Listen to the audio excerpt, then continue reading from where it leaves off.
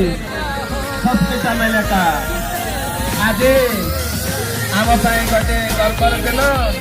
आज आम गहन पहुंची मान्यवर विधायक लखीमपुर श्रीजुक्त प्रभुदानी महोदय तत्सहित पूर्वतन सांसद विनय कका महोदय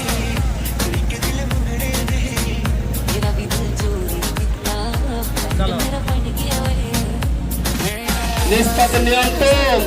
आगामी निर्वाचन में पुणी थे नवीन पट्टनायक सरकार के सरकार गठन करेंगे तेणु आज आम ये पदयात्रा मध्यम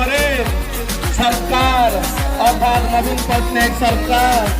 जो उन्नयनमूलक कार्यक्रम कर